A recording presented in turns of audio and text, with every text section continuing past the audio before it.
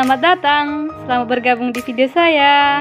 Sebelum itu, saya ingin memperkenalkan diri saya. Perkenalkan, nama saya Sinta Marito Silalahi. Saya kelas 10 IPS 2.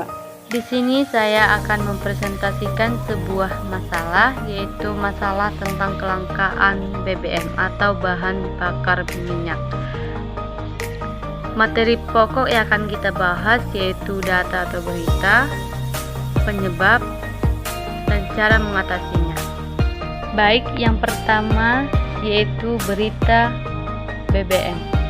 Di lingkup dari media online CNN Indonesia, pada Minggu 17 Oktober 2021, sejumlah stasiun pengisian bahan bakar umum atau SPBU di beberapa wilayah di Sumatera Utara atau Sumut kehabisan bahan bakar minyak jenis Pertalite dan Pertamax hingga solar. Bahkan ada SPBU yang sama sekali kehabisan semua jenis BBM. Pasti kita bertanya-tanya, mengapa kelangkaan itu bisa terjadi? Oke, kita akan membahas penyebab kelangkaan BBM. Yang pertama yaitu keterlambatan kapal tanker membawa BBM. Keterlambatan kapal tanker membawa BBM terjadi karena pada saat pengimportan dari Singapura dan Malaysia mengalami antrean bongkar muat minyak, sehingga kapal tanker yang membawa BBM terlambat tiba di pelabuhan. Yang kedua yaitu kuota BBM yang jumlahnya terbatas. Kuota BBM yang jumlahnya terbatas terjadi karena kenaikan harga minyak sawit mentah atau crude palm oil. Yang ketiga yaitu data penyaluran di SPBU tidak akurat. Data-data dari SPBU yang tidak akurat menyebabkan PT Pertamina atau Persero tidak mengetahui di mana SPBU yang mengalami kekosongan dan di mana yang mengalami penimbunan, sehingga terjadinya kelangkaan BBM. Jadi kita akan masuk ke pembahasan cara mengatasinya. Yang pertama yaitu pengiriman BBM secara langsung. Maksud dari pengiriman BBM secara langsung yaitu pemerintah memerintahkan agar para truk-truk mengirimkan BBM secara langsung ke SPBU dan tidak melalui perusahaan-perusahaan besar.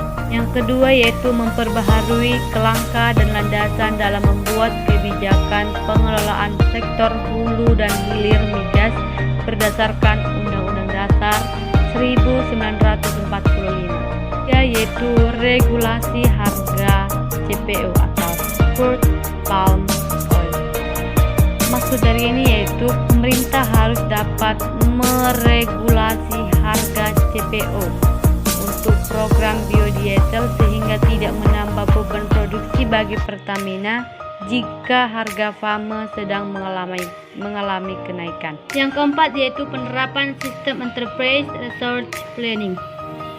Maksud dari penerapan sistem ERP ini yaitu jikalau PT Pertamina telah menerapkan sistem ERP ini, maka PT Pertamina semakin mudah untuk mengetahui data-data pengelolaan di mana SPBU yang mengalami kekosongan dan di mana yang mengalami penimbunan.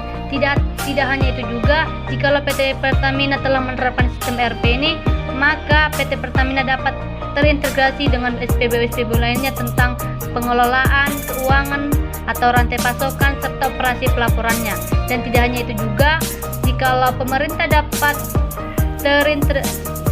menerapkan sistem digital ini, maka pemerintah akan semakin mudah memantau penyaluran subsidi tepat sasaran atau tidak. Demikianlah hasil presentasi saya.